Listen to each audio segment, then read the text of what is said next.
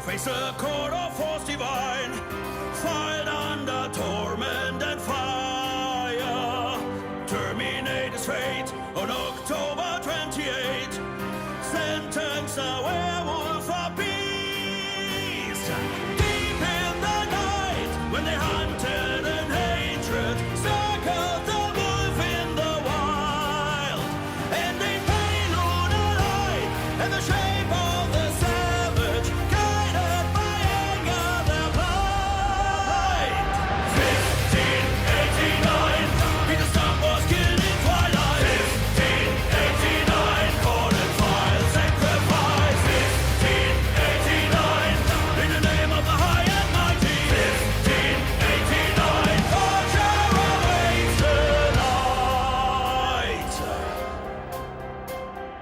Fala galera, bem-vindos a mais um episódio do Sonoridades. A gente está seguindo o especial Bangers Open Air, hoje com o Powerwolf, o papo foi com o Falk Maria, tecladista da banda. A gente falou do disco novo deles, Wake Up the Wicked, que já é sucesso no mundo faz tempo, o retorno deles ao Brasil agora como headliners de um dos maiores festivais de metal da América Latina. Esse, inclusive, vai ser o único show no Brasil, agora no sábado, junto com o Sabaton.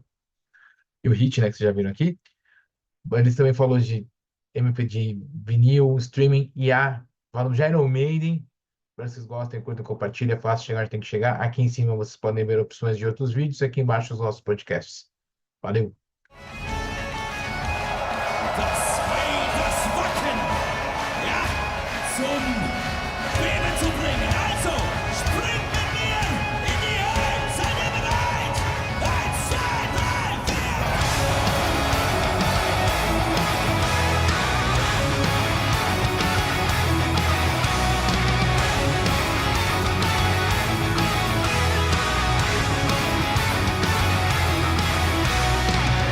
Follow the dead in the dark of damnation. Fires in head and a demon at heart. So, the first question is a little obvious, but what can you tell about the concert here in Bangers Open Air? What are the expectations and what can you spoil about the set list? Well, I mean, it's a premiere of the Wake Up the Wicked album, our latest album so far, and you can expect a great metal mess. I mean, it's a good day for power metal fans. It's Sabaton there, it's Powerwolf there. I guess we'll have some extra stuff with us for that festival. It's a single show in Brazil, so yeah, the expectations are high, and I'm really looking forward to celebrating the heavy metal mess with you guys. So it's gonna be hot, I promise. And how can you construct the set list? Because you have 10 albums, you have a new album Yeah, this later last year. So that's in the meantime. It's a luxus. I mean, it's not really a problem, but it's really tough to pick the right songs. I mean, we have our hits like We Drink Your Blood, or Demons Are Our Best Friend, or Army of the Night. These songs will be in the setlist forever. But for every album, it doesn't make it easier. It's really difficult to choose the right one. But on this side, I mean, you're playing a festival show, and probably we don't play a ballad then. We play the fastest song we have. I mean, we have really fast song on our album Wake Up the Wicked. And I want to sing with the Brazilian fans. So we have some interaction parts within the songs. Perhaps we enlarge them. I don't know what's going to happen, but from the last time, my memories are like that they are great singers.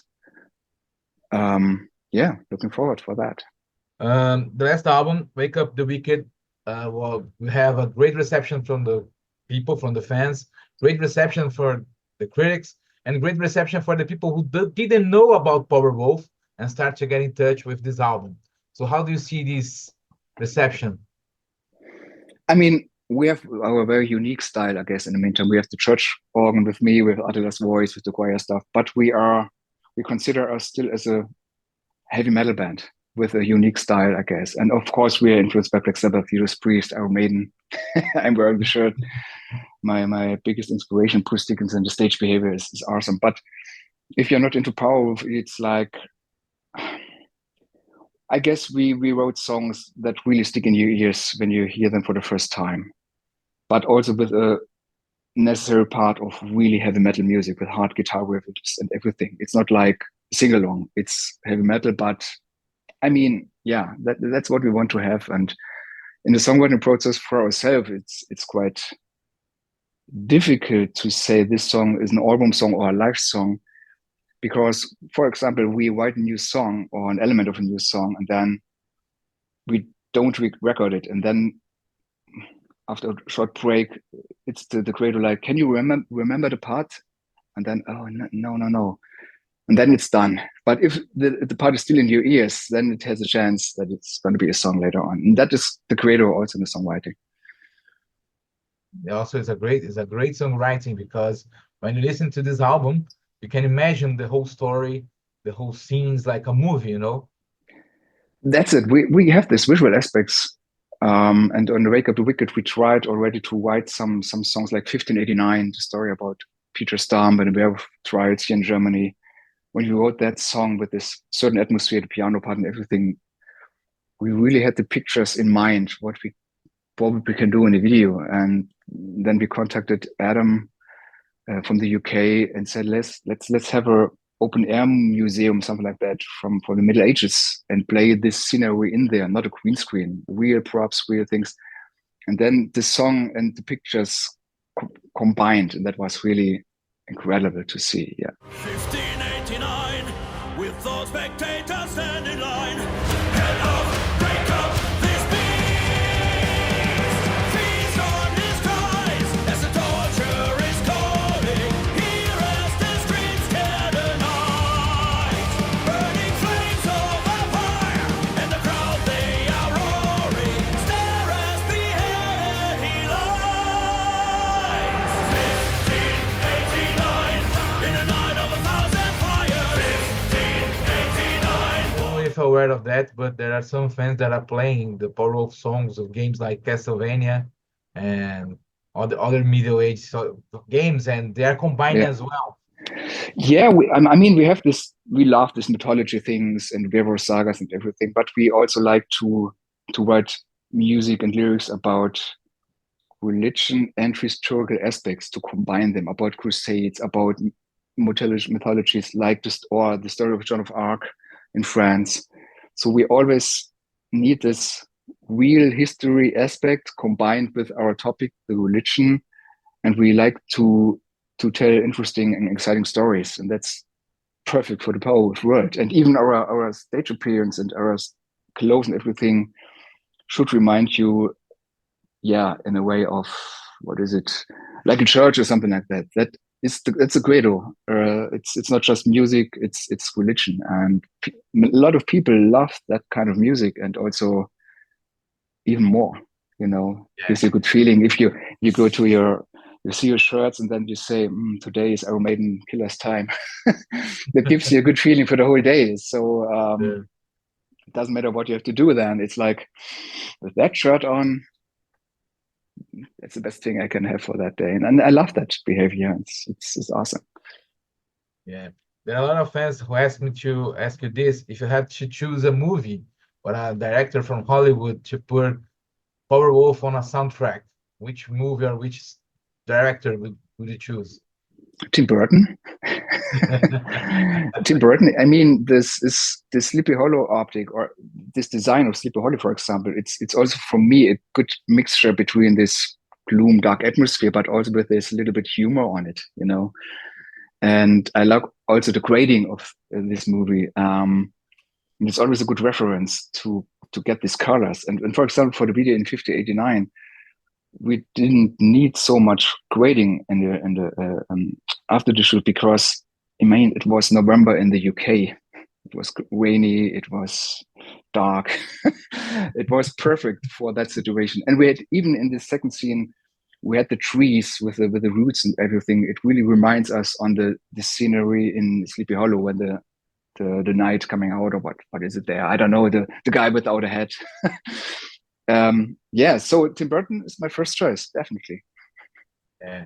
I have a lot of friends who try to put Powerwolf on Lord of the Rings, and they said that it fits.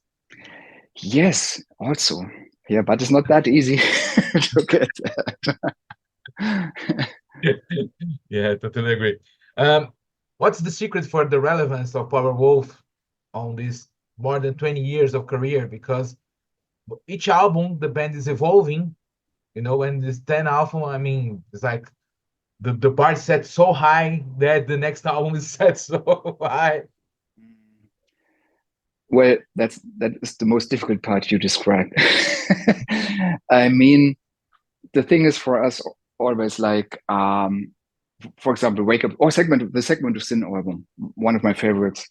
And we wrote that album, and I really love that album. I love every album, of course, but that was my favorite so far. And then for the next album, it was like, oh my God, that was already for us brilliant. What can we do better?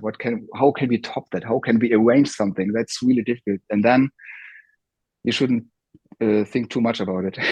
Just keep on playing festivals, playing a tour, get a lot of inspiration from all over the world, and then it's really great to write new music, and that gives us power, and also our friends gives us always the power back. But sometimes it's quite difficult to write the next Return to Your Blood. It isn't possible in that way, but in the end we did it, and then we're super happy. With Andrew Hunter, Sinners of the Seven Seas, really good songs to play them live. We did that on a European tour leg. And we know the reaction here in Europe, and now we'll see what's going to happen over there. And that's a little bit exciting in this moment. Yeah. It would be awesome. Absolutely. I'm looking forward for that. Yeah.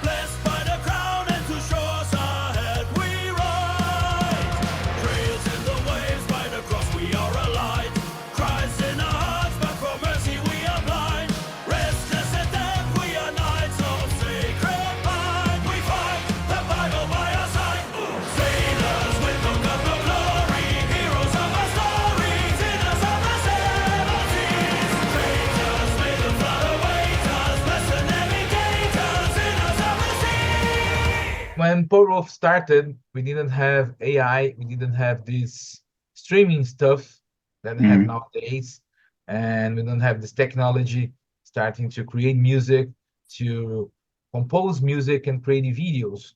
So how do you consider the AI? Would you like to use this tool Powerwolf uses? I don't think so, to be honest. I mean, for example, for the videos 1589 Sinners, or We Don't Want to Be No Saints, we really needed real props, real locations. For We Don't Want to Be No Saints, we were in a monastery here in Germany. There was the movie of with Sean Connery, Name of the Rose, is taking place there. We really need this real stuff to interact, but it's quite difficult. We really want to have a really theatrical aspect, and sometimes a little bit scared. I heard an AI version of a Powerwolf song, and I heard that, and that it was like, Jesus Christ, the organ is like my organ, but the spirit wasn't there. That was not the songwriting Powerwolf would do, but the sound was quite similar, and it was a little bit like, please. Please, it's enough. It's enough. Let be something real. No filter, no nothing. Just music. Please don't take that from us. And when I'm a little bit scared about if someone will start with that, perhaps someone will follow, and the next will follow, and then it's like, oh, it's a good mixture between real and AI. Please don't do it. Yeah. That's my credo. But I don't know what's going to happen. I mean, back in the days, I heard something about, what was it? Spotify back in the days. That was normal vinyl physical releases. Then I heard, there's something you can have it on your phone all the time for something that you pay whatever, 10 euro a month. What's that? And I never expected that it's getting bigger and bigger in the meantime. So, but in Spotify and Co, there's real music, still real music, but with AI, created AI music. I want to have real music, real artworks, real actors, real singers. Please keep that. I'm a little bit older, but yeah, come on. I totally agree with you, because when you put all this artificial thing, we don't have the humanity. We don't have our feeling. Exactly. I mean, we all can remember the pandemic situation. We all were like, oh my God, when will they stop? When can I see a band in real? We did the streaming concerts and everything. It was, to be honest, sometimes it was so boring to see that bands are playing live in a TV or on an iPad or something like that. It's the reason also we did the Monumental Mass. It's my background here.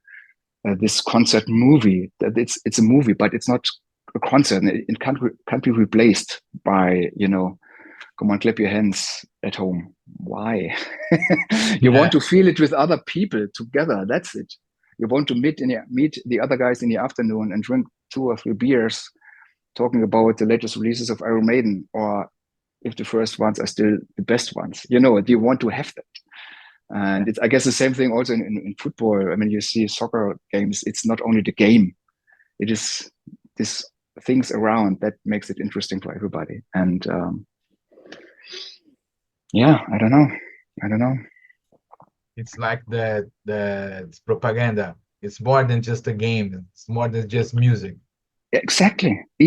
I don't know if it's for other kind of music the same thing, but for me as a heavy metal fan, and when I grow up, it was for me the highlight of the week or the month or the year to go to an Iron Maiden show. My parents didn't know. I was 14. I went there, didn't tell anybody, and I was so super excited. I shake my whole body like, oh, this is true. This is Nico. For real. And then I hear the trooper and like, Jesus Christ, that's heaven on earth. And in my impression is that for a lot of people, the same thing is also with Sabaton Powerwolf, with our kind of music, and that I'm proud of that fact that people really that are dedicated to our music. It's awesome. I have the same effect that you have with Iron Maiden with your band. Yeah, thank you. As I said. Yeah. Awesome. I will be on the concert this year, because 2020 I couldn't, but yeah, this year I'll be there. Okay, awesome. Yeah. That's great to hear. And since we talk about the pandemic, how do you see the power of your music? Because I know that music is healing, and everybody during the pandemic have to attach on something, and a lot of fans attach to Powerwolf songs. So how do you see this power, the power of your music? That was quite difficult. For example, that was the Call of the Wild album. We wrote it during the pandemic, and the feeling was more like this now or never thing. The only thing we can do is writing new good music and give our fans something back. And we said, please listen to it, have a good feeling for the day. I don't know when we will see each other again, but here's in the album, but we keep on doing it. And a lot of bands or smaller bands, they gave up during the pandemic. A lot of people in the industry gave up. So that was really strange. And I could really remember the feeling I had for the first show after the pandemic. It felt a little bit like, are we allowed to do that? And something like that. And then my impression was that the people were really like, oh my God, finally. And they breathed the energy we gave him literally in, and we breathe it as well. The power was in perfect symbiosis in this case. But that was a tough time. I hope it will never come again, something like that. Yeah. And a lot of people kind of told me that Powerwolf songs helped them through a lot during the pandemic. But as I said, normally for us, it's like we got the inspiration from the fans, from the touring activities and everything. And then we had the last flight back from Mexico, from the last Latin America tour. And then we came home and like, so, and now? It was quite difficult to motivate yourself, like, come on, keep on doing it. And then we felt a little bit also a responsibility for our fans to keep on, to go on, and to carry on. Yeah, that was Call of the Wild. a strong album. So it's yeah, but it was really rough and tough. It was really strange time. This is talk about pandemic, technology, streaming stuff. And Yeah, during the pandemic, the streaming just, kind of exploded. And absolutely. Yeah. when Powerwolf have more than 1 billion streams in all these streams platforms. So how do you see this streaming stuff? Because I know that streaming kind of make music comes to everyone in the world, everyone in the galaxy that doesn't have the range to have watch Powerwolf, no? In this case, it's a good situation to have it. It's great to have it. Of course, the times for the bands is sometimes quite difficult to you have to live out of that. It's a difference between if someone buys a CD or a vinyl, or if he only, don't get me wrong, listen to streaming or to Spotify or Apple Music, whatever. But it's absolutely necessary in the meantime. You have to do it, and we also want to have it. But yeah, it's difficult. I was a little bit more concerned about the situation after the pandemic, that a lot of people were watching series, Netflix, Amazon Prime, Walt Disney, and everything, and I was a little bit scared, like, will they come to the shows again? Or is it more like, it's okay at home, I'm fine, I don't need other people? And luckily the opposite was the case. It was completely different. People were hungry for hanging around with other people, and then in the scene and in the industry was a little bit, they were scared about this so-called no-show ticket, that a lot of people will not join the show. That it wasn't at our case. Some people will not join the show because of something, but not because of the pandemic. So when I saw I guess it was the Green Festival in Switzerland, and it was sold out, and it was like, yeah, we are getting back to normal. And then I see people really need that to have a good time. It's okay to have a good time. It's the greatest mindset, the greatest switch of the mindset we have since the pandemic, that people need to interact more and care less about everything that is not good for life, and that's it. To search for good things. Yeah, we should take care of each other. That's for sure. But it's absolutely okay if you have a good time, if you have a break, if you don't think about situations, work life, or whatever. And if you listen to Powerwolf, you have a good time. Then it's absolutely okay. If you sing with me and Attila, we drink your blood, nothing can happen. How do you see this power metal scene nowadays? Because when Powerwolf started, we have Sabaton starting, we have Rhapsody, I mean, it's epic stuff. We have Blind Guardian, and nowadays we have Powerwolf, and we have Sabaton, and have a lot of other bands. So how do you see the power metal scene? It's getting bigger and bigger, is my impression. For example, I mentioned this concert I attended there, the Super Rock Festival in Mannheim. Iron Maiden, Black Sabbath, The Almighty, Wasp, Halloween, and Testament. Awesome billing. Testament it was. So that was one festival in Germany, or two heavy metal festivals. In the meantime, there's Wacken Open Air, Summer Breeze Open Air, and Rock am Ring with more heavy metal bands. My impression is there are a lot of interesting bands around, and with good concepts, with good ideas, with good songs. And I'm happy because, we all love Iron Maiden. We all love Kiss. We all love, you know what I mean? But you need also other bands to keep the scene alive. And I'm super happy to see that. And sometimes it's also, we do Power for 20 years, and you look here and like there's a power metal band, there's a power metal band, and it built it up. But because in this time you mentioned Sabaton and Powerwolf, that were, I guess, the pioneers of power metal in this time. There were not so many power metal bands Gamma Ray, Halloween, of course, my heroes. But so a lot of new bands came up, and that's good. And we'll see what's going to happen in the future. I don't know. I can't imagine a world without Iron Maiden. That's my problem. I can't imagine. It was quite hard to see that Nico McBrain Yeah. left his drums. It's Yeah. for me. It's Jesus, Nico, the guy who's always makes fun or always is Yeah. funny, and it's yeah, strange. I was there. You was there. Yeah. Oh my god. Oh my god. And I'm a drummer. I start to cry like a baby, you know?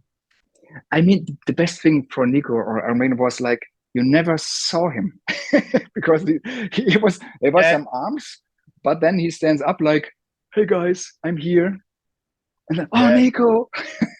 That's Yeah. gonna be tough. So I don't know when, but when Iron Maiden says it's done, it would be really a bad situation. Then we can hope for a lot of farewell extra tours. You Yeah, know what like I mean? Kiss, like Yeah, Scorpion. and I completely understand that. I completely understand that you can't Yeah. stop what you love to do.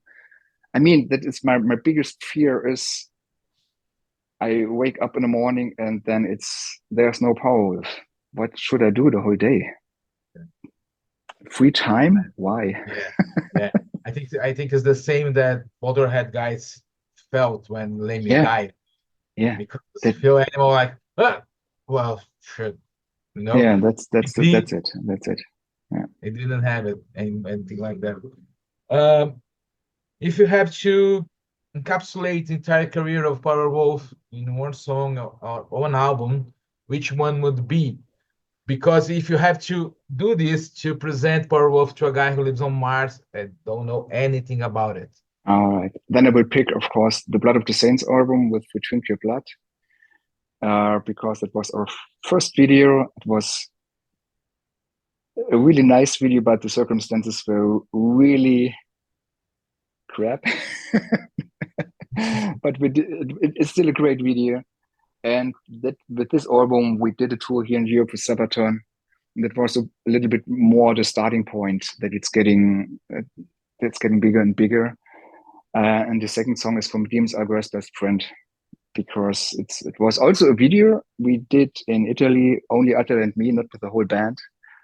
There were a lot of discussions about the situation in the church and men and women and something like that. And we really felt that there's something going on. And the songs, if you listen to them, it's typical Powerwolf and it's typical Attila Dorn and it's typical for us. And yeah, it's if someone doesn't know Powerwolf, they should listen to these two songs first, and then we have also faster songs and harder songs. But these two songs I would mention, yeah. But it's tough to mention too. It's quite difficult.